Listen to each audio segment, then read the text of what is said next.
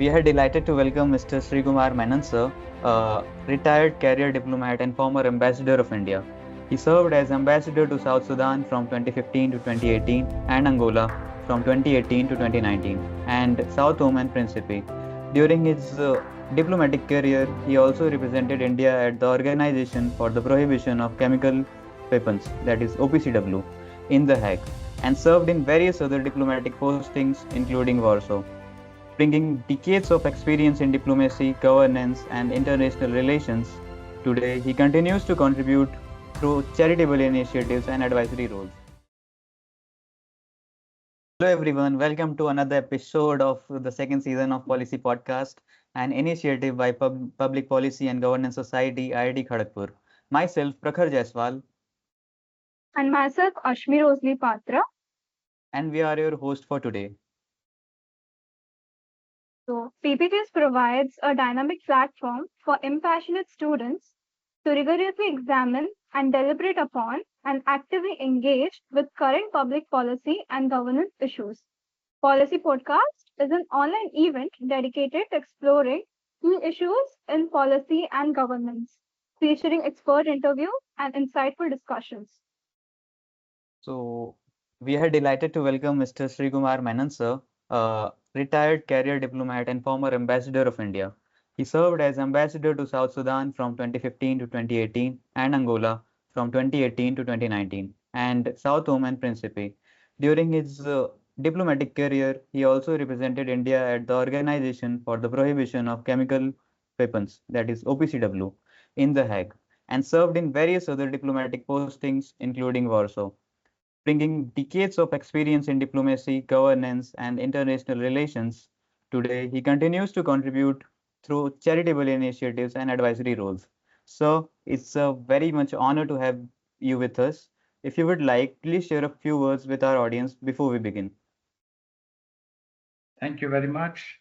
A very good evening, and thank you for this introduction and for the opportunity to share some very good time today, this Sunday afternoon, with some of the brightest minds in our academic institutions of learning.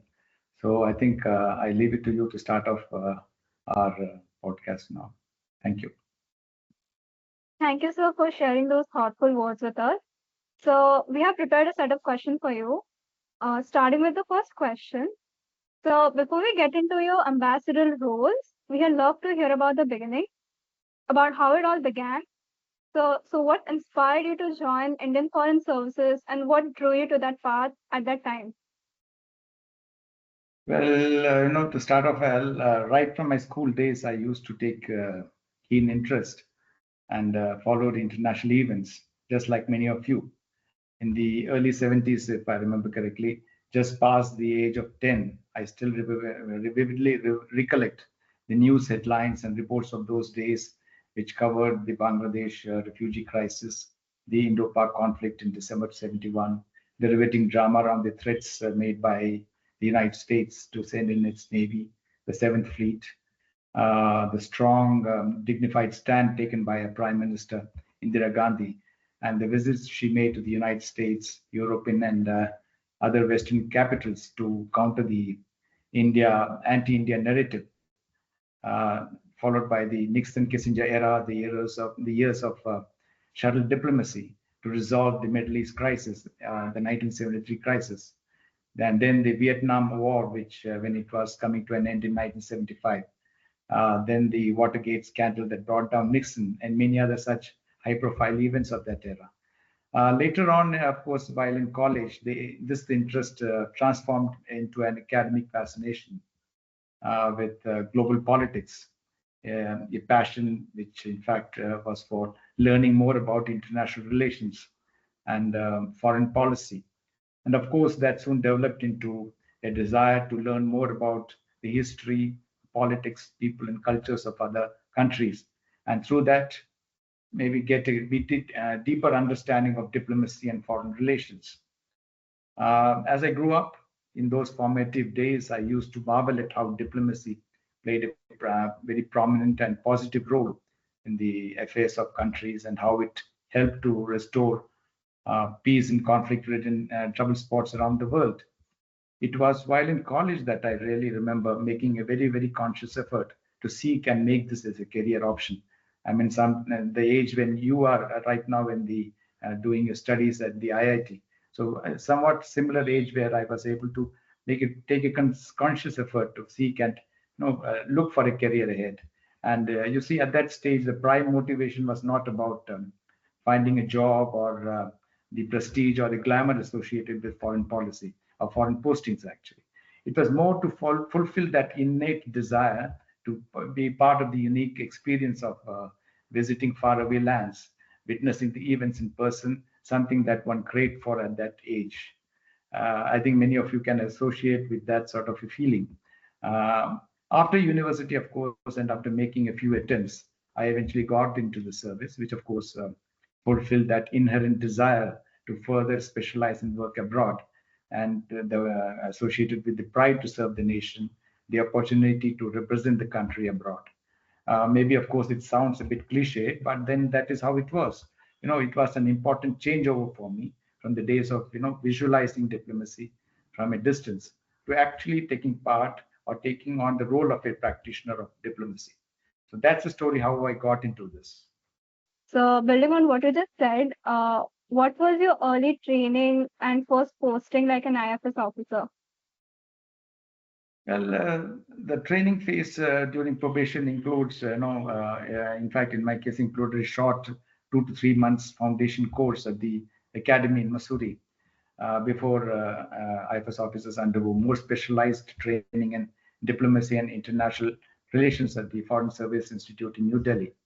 Those days it was the FSI, and nowadays is the Sushma Swaraj Institute of Foreign Institute. And this was followed by an attachment training in a few of the territorial and administrative divisions of the Ministry of External Affairs in South Block, where we could get a real feel of the pulse and the heartbeat of the functioning headquarters of the Indian Foreign Office. And thereafter, based on the allotted foreign language, we officers have to undergo a language training, and we are posted to an Indian mission abroad.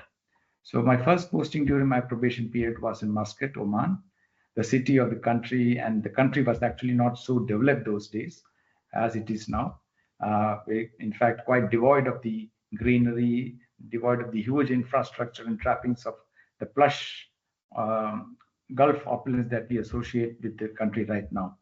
It was then a country that was finding its feet as a new member of the Gulf Cooperation Council. And the challenge was the weather, the extreme heat, and of course, the food. But I was able to quickly adjust as days passed by. I won't say it was by baptism in fire, but it was, yes, a baptism under difficult conditions, of course. And this was sure, and this was definitely a humbling phase for me, where I went through the works, learned the ropes of diplomacy under the tutelage and guidance of senior officers, including the ambassador, and got some very, very valuable exposure, attending high-level meetings with senior functionaries of the host government. So all in all, a great learning experience that, in fact, prepared me and gave me the confidence to prepare and face the rigors of serving in responsible positions as I moved on in my career. So that was my initial phase after the training period. So, if your first posting was in Oman, you must have taken Arabic as your language? Yes, that's right. So what drew you towards the language? Yeah, Arabic language, that's it. But the thing is, your subsequent postings are to different other places. So over a period of time, you lose touch with that period. In a 35, 37-year-old years of career, you do not really remain in touch with that particular language. We develop our language faculties and language capabilities as we go along in our career. The language, of course, is to give you a firm footing in the initial stage of your posting, so that your functional adequacy is there to deal with the local foreign office and other departments of the government, of the host government. So that is where language plays a very important role. Thank you for sharing your journey, sir. Moving on, you joined the foreign services and served across various different postings, right? So What kept you motivated through tough situations? And to add, can you tell how the role of an ambassador differs from what people actually imagine?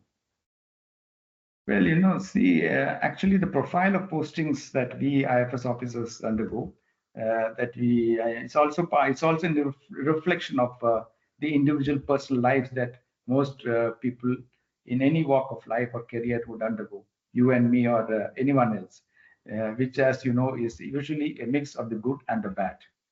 Now, having said that, I would say that there are no bad postings or good postings in the service, except that some could be tough or very tough in terms of challenging living conditions and working environment, etc. But all the same, it's part of the gradual learning experience that keeps or helps one to master the art or the craft as one moves along in time and career. So in my experience, it was usually it has been one that usually one learns more and more when faced with challenging and extreme situations, bringing the best out of you. So it's not that you don't learn anything in a country like which are very difficult in terms of infrastructure and other things. But then each and every posting is a challenge in itself. Invariably, one does not have any option to pick and choose postings while at headquarters. It is just that these are decided administratively based on available slots at a given time and in keeping with administrative exigencies. And the need to rotate postings, rosters, and manning of personnel in about, we have about 150 plus missions abroad located in various parts of the world. So your question about motivation, I think it all boils down to the passion and the outlook that one has to have when you move into a new job. Is the same passion that helps one to deliver and enjoy the work while fulfilling the what am I say the assigned responsibilities and tasks, however challenging or tough that might be. So I think in a way, in a nutshell, that's what I wanted to say. Okay, so sir, looking back, can you remember of any challenge you faced in your initial years? Well, there have been many challenges, many personal challenges while settling down in an alien environment where one has to deal with an emotional issue like longing for life back home, adjusting to food and culture and the social life, etc. And you have to deal with at the same time you have to deal with the challenges of official work while fulfilling the responsibilities of you and the even the high expectations of your seniors. And of course, what I would like to make it very clear is that in your initial postings, you are not the ambassador. You are just one of the junior officers among a group of, not the entire embassy. You are one among the few. So it's not that you are the boss at every stage. You might be a boss in a particular section, but you have other officers to report to, and the ambassador being at the top, who actually helps you to guide and show the way as you navigate your way through. I mean, there are, of course, complex issues that you have to navigate, define bilateral relations while keeping in mind the expectations, the style, and the functioning and sensitivities of your host interlocutors. So as we moved on in the service, we had to handle problems. Uh, in fact, even which are myself and my family, due to our relocations, our transfers, the change of residences, schooling of our own children. So these were all challenges which, I think uh, I had my uh, share of those problems at that time. But as we move on in service, we are able to adjust to those things in a much better way. And when we think back, I think we would say that yes, we could have handled it in a better way earlier if we had that experience. But that's all part of the learning process. So thank you so for sharing that experience. It really gives us a glimpse into the realities behind the diplomatic service. So moving on to the next question, it's regarding your posting at South Sudan. So South Sudan gained independence in 2011, and you Yeah, were posted as the ambassador in 2015 that's right. during the country's formative years. So Yeah. what were the unique challenges that you faced while representing India in a nation that was still building its institutional framework? Yeah, it was quite challenging, definitely. One has to understand. the background of how the South Sudan became independent. Actually, there was a long civil war going on before independence, and even after independence, that civil war has continued. Basically, the South Sudanese conflict is marked by the existence of multiple active conflict zones, existence of three major rebel groups, and more than 40 active militias, which are drawn along political and tribal affiliations. And these actually local identity-based conflicts marked by a very, vicious cycle of grievance and revenge attacks.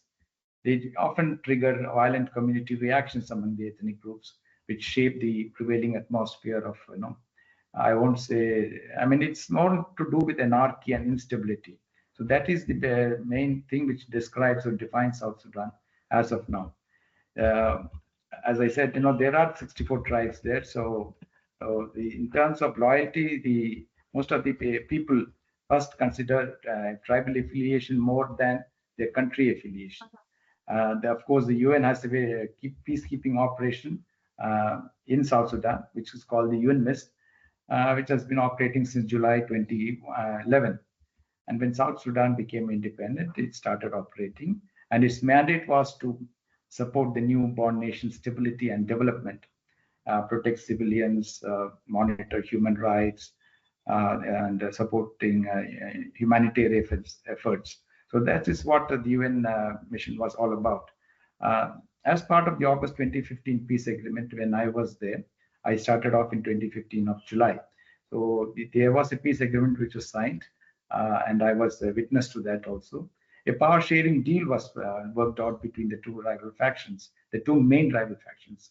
And unfortunately, these initiatives did not help to bring lasting peace to this oil and resource-rich country. In fact, from our point of view, from India's point of view, we had this ONGC Videsh Limited, which had a 25% stake in oil production in South Sudan. It was a consortium, and these operations actually were faced with frequent interruptions due to the conflict and the violence.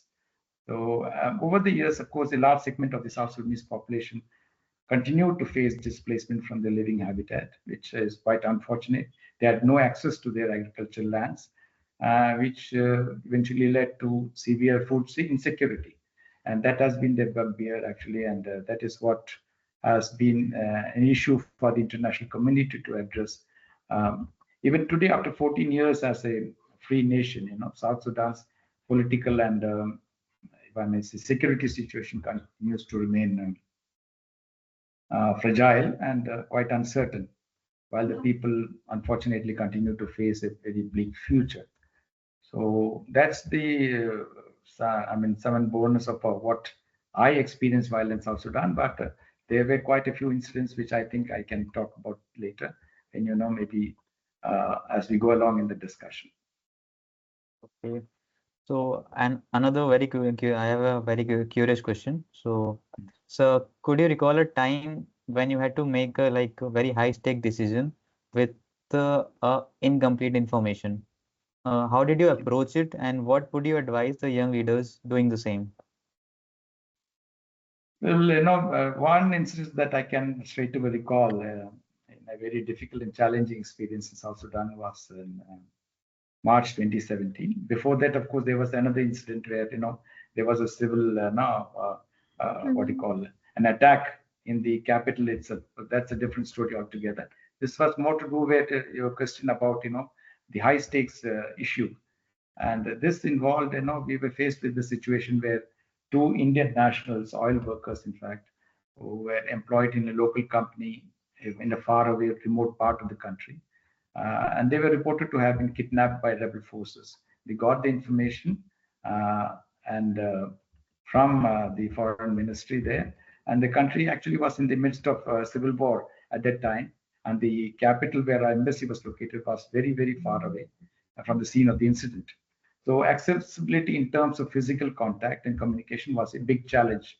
So it was something which we really could not do much while sitting in Juba, and there were quite limitations. There are a lot of limitations in terms of information flow.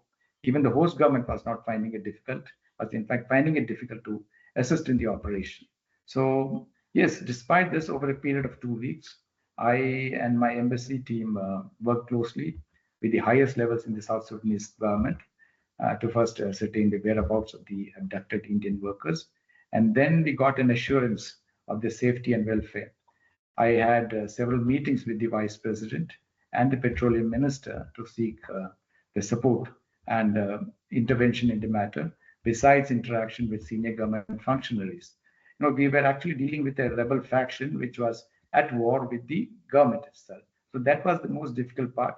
And the difficulty was that we had no information flowing in. So after a week of relentless follow-up and through intermediaries, we were able to reach out to two workers and arranged for them to talk on the phone to their family members in India so that they could be reassured of their well-being. And eventually, contacts in the government security setup, we invoked all those things. We had back channel interactions and with the rebel groups, not directly, but through our intermediaries. And these were leveraged to secure the safe release of these two gentlemen after 14 days in captivity.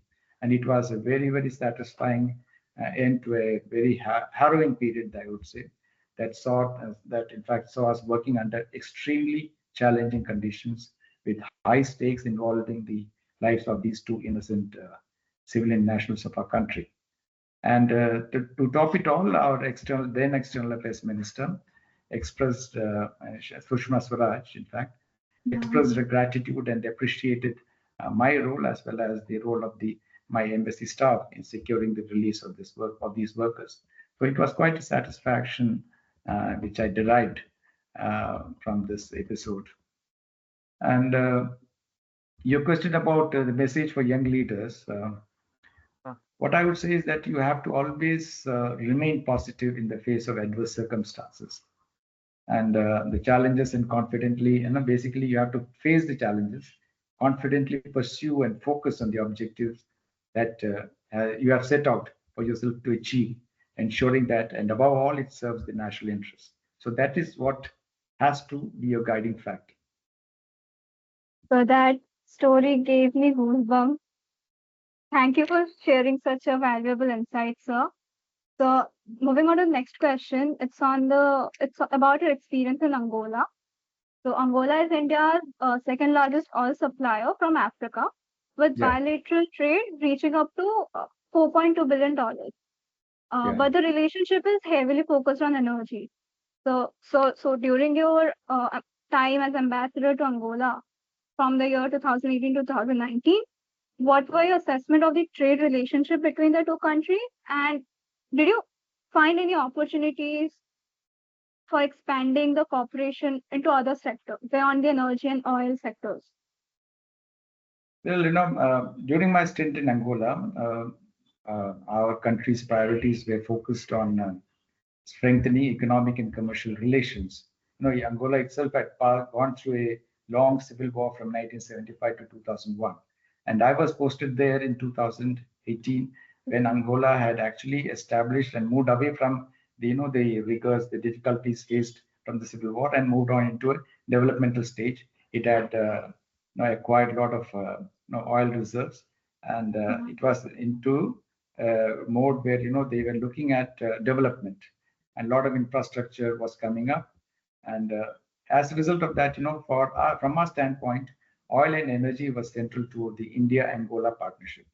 For India, Angola is the second largest African crude oil supplier after Nigeria, within Africa I'm talking about.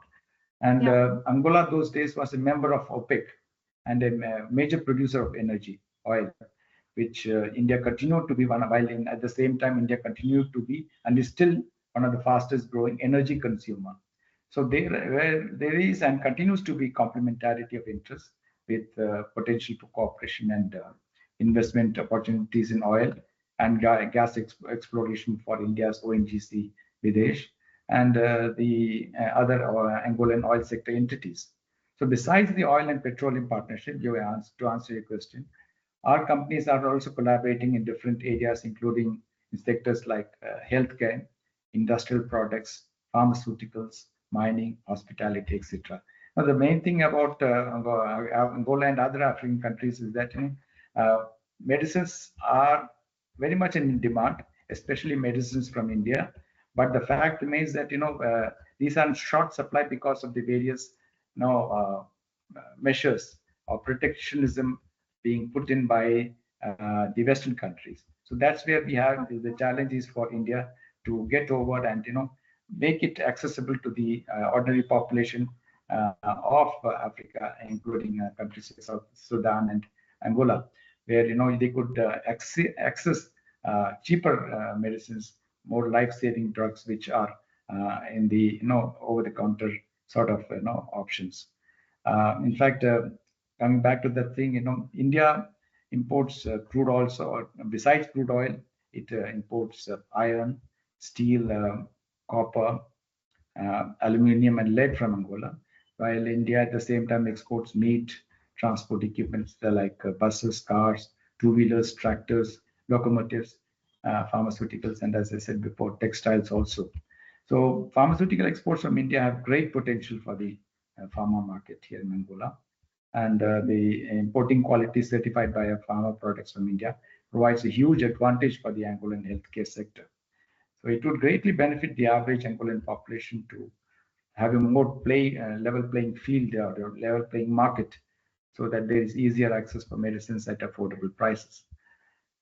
There are other areas also which Angola is actually rich in natural resources, oil, for example, diamonds. It's a very you must have heard about that Hollywood movie, Blood Money, wherein I think Leonardo DiCaprio was there in that film. So it gives you a fairly good insight about the oil, in fact, the story about the diamonds and other minerals in countries like Angola in Africa. So there is much untapped potential in promoting our bilateral trade and economic ties. And there is, of course, the growing interest and intent among the Indian business community to do business in Angola. So I'm quite personally optimistic about seeing growth in this area. And I'm sure India-Angola relations will, of course, be progressing in due future. Okay, so building up on what you said, like India has been deepening its ties with African nations. From your experience in Angola and South Sudan, where do you think India can really help these countries in practical ways? And in turn, how does that help back ordinary people in India? Well, the emphasis was also on India sharing its development experience. And whenever we have dealt with Africa and, or for that matter, countries like South Sudan and Angola, the emphasis was always on sharing India's developmental experience, its expertise and technology to contribute to Africa's overall economic resurgence and its economic diversification plans. So, in the case of Angola, Angola had been seeking move away from its oil focus and move to other areas of their economy. And that's where India thought that it had a lot to offer in terms of agriculture and other aspects of the economy. And just like the overarching India and Africa partnership, this partnership between India and Angola and India and South Sudan continues to be driven today by the desire for South-South cooperation, people's empowerment, capacity building, human resource development, and access to each other's market and support for Indian investments. So India has for years been extending and providing training for government officials and other professionals from Africa on a regular basis under we have the Indian Technical and Economic Cooperation programs. So these ITEC scholarships actually help to help citizens of those countries or to undergo short-term training courses in various aspects like English language, audit and financing, banking, information technology, leadership, etc. And in addition to this, of course, the Indian government also continues to provide, I may say, annual ICCR scholarships to African students to undergo postgraduate and graduate level studies in various subjects in universities in India. So India has always been a trusted partner in Africa's transformative journey. It has always consistently advocated for African rights on the global stage. And India, of course, believes in the credo that African problems have to have African solutions, and that is how vast Indian African resources and Indian expertise have been leveraged for mutual growth through the diversified trade, investment, and technical collaboration. India's role, of course, India has played a leading role in promoting educational cultural ties, as I said before, through exchanges in higher education, training, capacity building. And this has helped to raise Africa's human capital and promote people-to-people contacts. So I think that in a nutshell again explains how much of a strong relationship we have had with Africa, including South Sudan and Angola. There are about 54 countries in Africa, so it is one of the biggest continent or a group of nations where when you come and look at the overall size of the globe, Africa has 54 countries, which is a substantial figure. So in that context, India definitely has its sights set on Africa to move into the next phase of diplomacy where we want to be, continue to build on our friendship with our African nations and African friends. Okay. So next coming to OPCW, like in those high pressure OPCW talks, which demand rapid analysis of complex technical and political data, right? So what strategies did you employ to maintain composure and help the talks move towards an agreement? Well, all these UN organizations are dependent on a consensus-based decision-making process. In fact, since the inception of the OPCW in 1996, India has been a consistent supporter of OPCW in achieving its primary goal of disarmament through elimination of an entire category of weapons of mass destruction. And our stand at the OPCW has always been to firmly oppose the use of chemical weapons and anywhere at any time by anybody and under any of the circumstances. So India actually fulfilled its mandate of complete destruction of its chemical weapon stockpiles in the year 2009, which in itself was a milestone achieved within the time frame stipulated by the convention. The convention was signed in 96, and within 15 years, we were able to achieve that deadline of the milestone of completely eliminating or destroying our chemical weapon stockpiles. That was a big achievement, and that's how India was looked up as a very, very important member of the OPCW.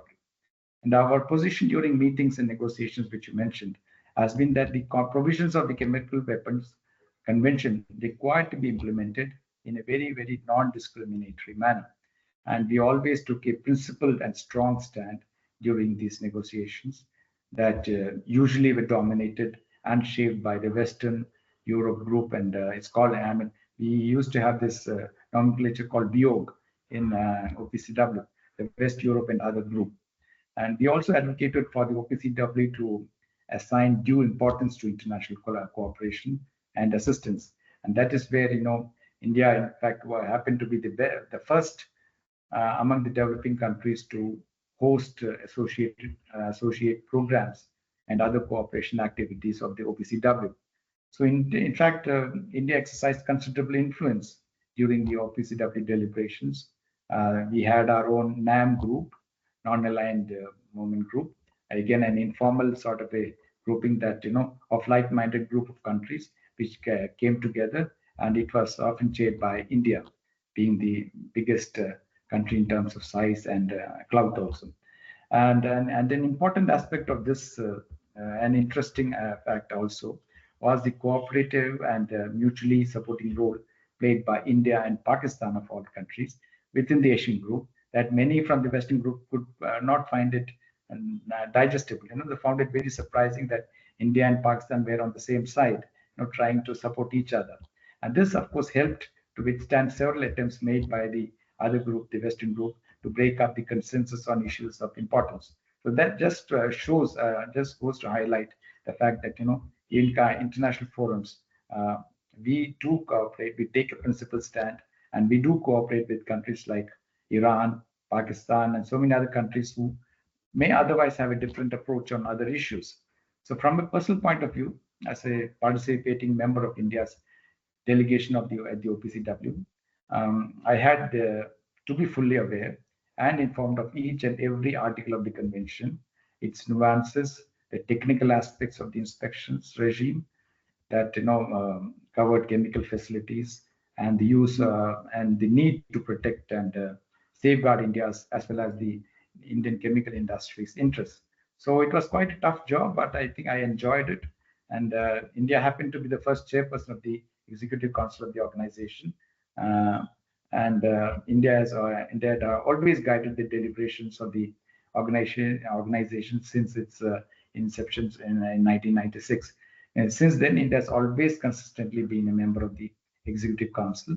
And in fact, other bodies like the Scientific Advisory Body, the Advisory Body for Administrative and Financial Matters, and the Confidentiality Commission.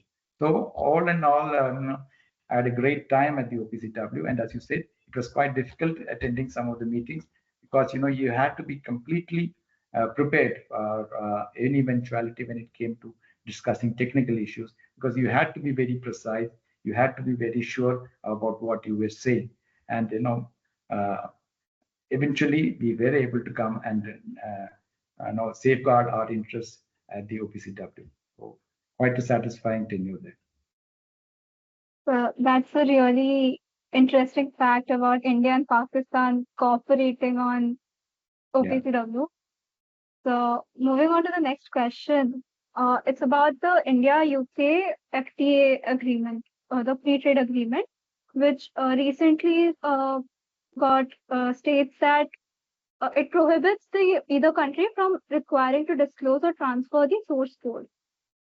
So what should India's policy priorities be to safeguard its digital sovereignty, that is protecting the citizens' data and homegrown innovation, while still integrating into the global technology supply chain? Okay. Actually, what we have to make sure is that we need to quickly develop a clear digital sovereignty and industrial policy. I mean, I'm talking in the context of the FTA. This has to be achieved only if this can be achieved only if technical experts with the required domain knowledge are introduced into the trade negotiations. I won't say that we are not equipped to do that right now, but we know with evolving emphasis on digital data and other issues, I think that is the need of the hour. And we should also ensure that critical data is protected by ensuring incorporating the need for source code access in future agreements. All future agreements should have this clause where source code access is clearly delineated. And of course, while insisting on source code access in future trade and international agreements, what it will do is to safeguard security and even audit oversight. So there is a need to encourage domestic innovation, and our own digital talent also has to be encouraged, so that there is strategic digital interests being safeguarded, and these are recognized and secured in our trade deals. Coming to the digital economy, India's digital economy, we all know that it is poised to support the domestic ecosystem with the innovation in AI, artificial intelligence, e-commerce, and data service and centric services. So all the more reason for this aspect to be incorporated in our trade agreements. In fact, all the stakeholder government agencies will have to work together. They'll have to come together and forge a common and a comprehensive policy that addresses the issues of digital sovereignty and industrialization. The policy itself which dictates these things. While there is the need to articulate issues of digital governance, data rights, and the growth of its domestic digital economy and innovation ecosystem. So that much what I would like to add to this particular aspect about our FTAs. Sir, while researching, I came across that the nature of diplomacy has changed over the past 2 decades. So, according to you, what are the biggest differences you have noticed in the way countries deal with each other today compared to before? That's quite an interesting one. Well, in diplomacy, the basic principles of mutual recognition of sovereignty, non-interference, and diplomatic immunity, they take precedence. Now, we now see diplomacy actually evolving into a more complex domain, away from the traditional diplomacy which we, at least in my case, my generation of diplomats grew up. We are now having to deal with rapid globalization, tariff barriers. Most of these were there before, but it wasn't such a issue in what it is right now. There have been trade wars and challenges in the economic and trade sphere, geopolitical ramifications of conflicts, security issues, and of course the emergence of terrorism and non-state actors. And in this age of digital technology and artificial intelligence, it is only but natural that traditional diplomacy also transforms and adapts itself to the needs of the new world order. Diplomacy has, of course, become more complex, more digitalized, and more inclusive with a broader range of actors and issues involved. Uh, right now, there is increased speed of communication and information flow.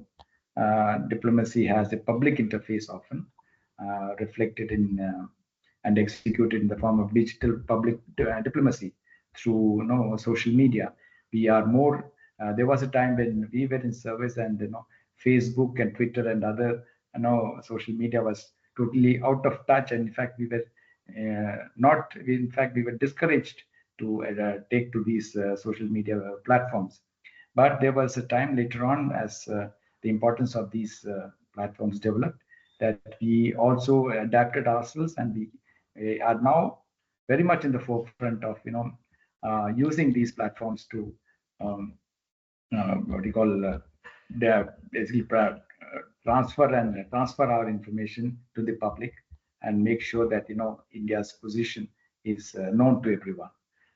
Diplomats also have to adapt and be tuned to all these changes so that they respond to day-to-day functions and developments with the same promptness.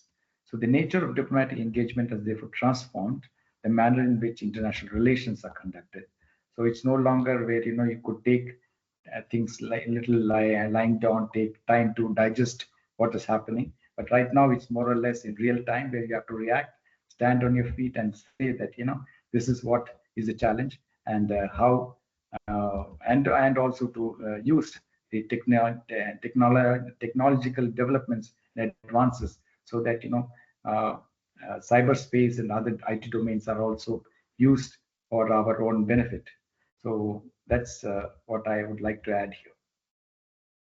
So In fact, that's I would really also add, one more thing is that, you see the challenge posed by, the presence of non-state actors leveraging technology for their benefit to push their agenda. So that's a big challenge. And the flip side of this technological windfall is that these new age technologies also pose a serious challenge to man's cherished pursuit of peace, tranquility, stability, and security in daily life. So that's where we have to be careful in our diplomatic activities also, and try to bring some sort of a balance with the technological development or the technological tools that we have at our disposal. So that's a really unique take on how technology affected diplomacy. And so the next question is related to your advisory roles. So moving from a career in diplomacy to consulting, you have carried forward a wealth of experience. So which aspect of your diplomatic career have proven the most useful for your current role? Well, what I found most useful in my consulting work is, the exposure I got from my diplomatic work, including the broader skill set that I acquired in terms of proficiency in my international law, I would say cyber diplomacy, communication, being able to quickly adapt to these new technologies. This is not, it wasn't there in my earlier part of my career, but towards the end of my career, these new technologies became a household requirement, and I was able to quickly grasp and adapt to these new technologies, and that has come in helped me to keep myself off way with the requirements of my consulting work. So that's what I find as the most the unique selling point or the USP of my diplomatic work, which has helped me to do reasonably well in my consultancy work also. Okay, so sir, we had a lot more questions to ask you, but since time is There's a running time fast today, constraint. so if you could go back and relive one moment from your career, what would it be? Well, the one which stands out is my experience, as I said before, my first tenure as ambassador in South Sudan. We were actually faced. I won't say I would like to relive that occasion, but it also helped me to understand what life is all about. We were going through a very tough time at that time because right near to the embassy, this violence erupted, which was very close to the presidential palace.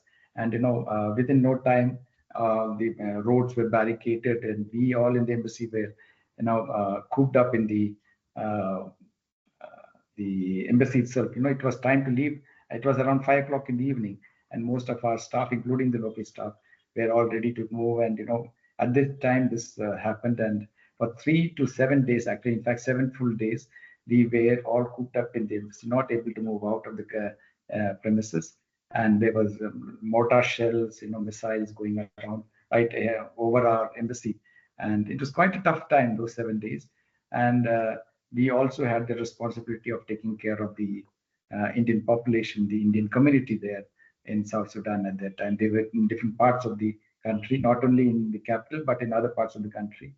And we used all our means, the communication channels, which was at our disposal. And eventually we were able to organize, with the help of the crisis management group in the Prime Minister's office, which was quickly created at that time. 2 aircrafts were brought into South Sudan. We were able to arrange a evacuation at very short notice, and eventually we came out fairly with flying colors, I would say, because it was quite a difficult time. Uh, with all that violence and the civil conflict going on right outside our doorstep. The embassy was, of course, protected by our security people, but it was happening within 100 to 150 yards away from the presidential palace. So it was quite a difficult situation for all our embassy people, but we stood our ground. Some of the European embassies and other countries' embassies decided to evacuate, and they did evacuate to the neighboring countries. But we, including Japan and India and China, decided to stay put, and because basically our intention was to help our nationals who were present at that time. And at the end of 7 days, there was a sort of a ceasefire which allowed for these aircraft from India to come over and evacuate our nationals. So that was again a very, very what you call unforgettable experience for me, where I could at least I and my team could contribute to the nation's effort of bringing people back from a trouble spot back to India, to their homeland. And very satisfying, and always something which I'll never forget. But of course, as you said, I would not like to relive that moment. But of course, a lot of lessons learned from that, where you understand what life is all about. Those 7 days were very, very important, learning lessons for us, for me as well as my team. So that thank you for sharing such a valuable memory. So is this incident related to the Operation Sankat Mochan? Exactly, exactly. And if you do a Google search, you'll find a lot of things on it still, even though there have been other evacuations taking place after that also.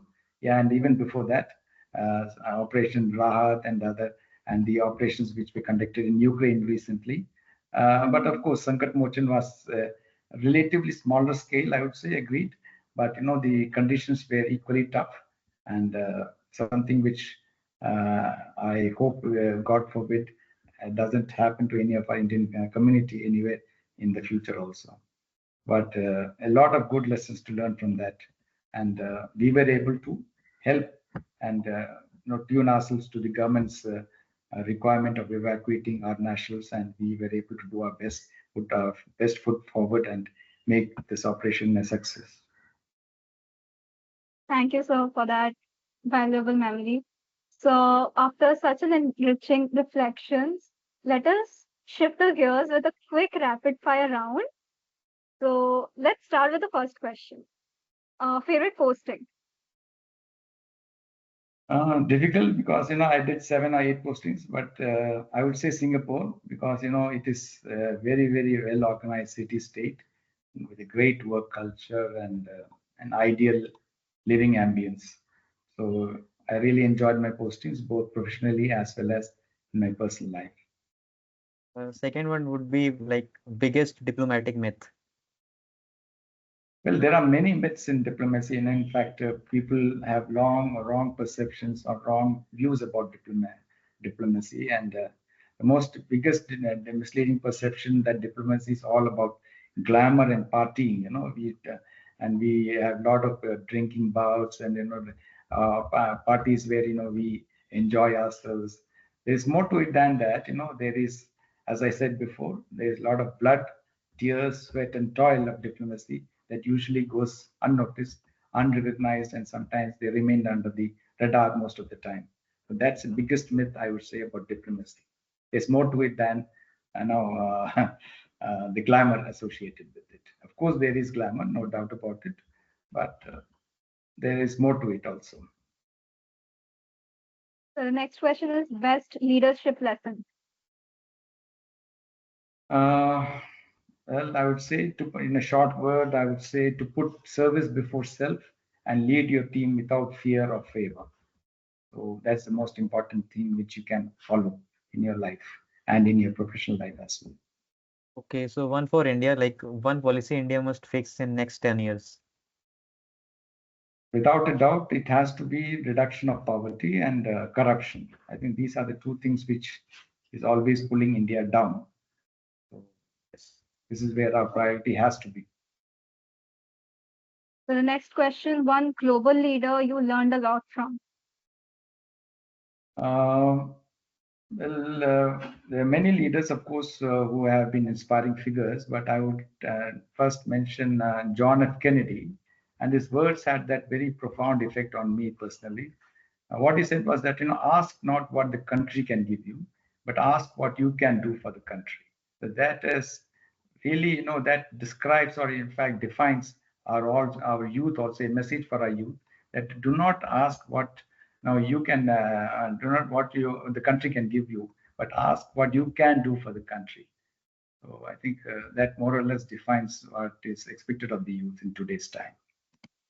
Okay, so next one would be like a book every young person interested in diplomacy should read. Well, there was a very, very nice book written by Henry Kissinger, simply worded Diplomacy. Diplomacy by Henry Kissinger. That's a fantastic book. And of course, another book which one of our senior IFS officers had written, and the name of the book is The Ambassadors Club. It also gives a very good insight into what Indian diplomacy is all about. And of course, many books written by Natwar Singh that gives you a glimpse about his travels abroad and his postings abroad. One habit that made you better at your job. Well, a diplomat has to be always a good listener. So the habit that you have to develop is to be a good listener. So short and sweet, as short answer: be a good listener. That's it. So next one would be like one technology that will transform diplomacy. Anyone you could. Well, cyber innovation, of course, because in today's world, cyber innovation and blockchain technology, these are things which are the buzzwords, and they will transform our trade and investments. Because today, in today's time, economy happens to be the cornerstone of our foreign policy, and that's where anything to which affects trade and investments will have to be considered as very transformative, and that's where cyber innovation, blockchain technology comes into play. But I think you are all students of IIT, and engineering students who are fairly well versed with the latest developments. And I think with passage of time, all these whatever you are learning will, in any case, be part of governance issues. So anything under the sun is actually very important, which will lead to transformation, including diplomacy. So that's a wonderful note to end the rapid fire round. And with that, it brings us to the end of today's conversation. Thank you so much, sir, for joining us today and sharing your remarkable experiences from your early years in the service to your ambassadorial roles and your current work. Your journey has given us invaluable insights into diplomacy, governance, and global affairs. On behalf of Public Policy and Governance Society, IIT Kharagpur, I extend our heartfelt gratitude. It has truly been an honor to host you, and we hope to stay connected with you in the future as well. Thank you, sir, once again. Thank you very much. Thanks a lot. Namaste.